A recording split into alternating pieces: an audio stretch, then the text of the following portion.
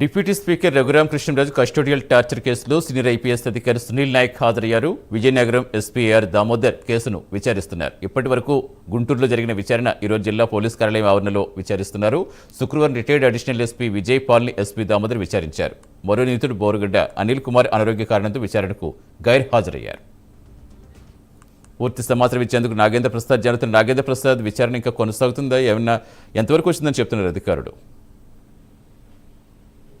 ఏదైతే Raghuramakrishnaraju custodian torture కి సంబంధించినటువంటి విచారణ అయితే ఈ రోజు విజయనగరంలో జరుగుతుంది. ప్రధానంగా సీనియర్ ఐపీఎస్ అధికారి సునీల్ నాయక్ ఈ రోజు విచారణకు హాజరు కావడం జరిగింది.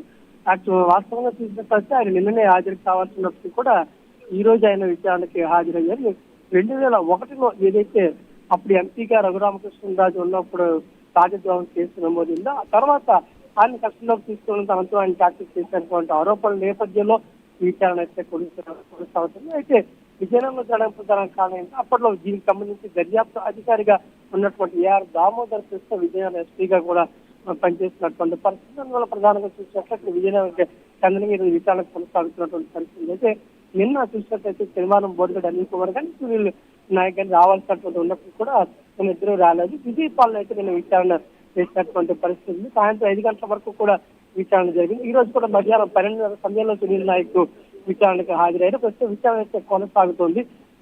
సాయంత్రం వరకు కూడా విచారణ జరిగేటువంటి అవకాశం ఉన్నట్టుగా కూడా తెలుస్తుంది. ఒక సీనియర్ ఐపీఎస్ అధికారులు సంబంధించినటువంటి రిటైర్డ్ ఏసీపీ స్థాయి అధికారులు పోలీసు సంబంధించినటువంటి ఏదైతే ఆరోపణలు ఉన్నాయి, హత్య చేసినటువంటి ఆరోపణల నేపథ్యంలో విచారణ అయితే ప్రస్తుతం విజయనగరం పోలీసు కార్యాలయంలో జరుగుతున్నటువంటి పరిస్థితి.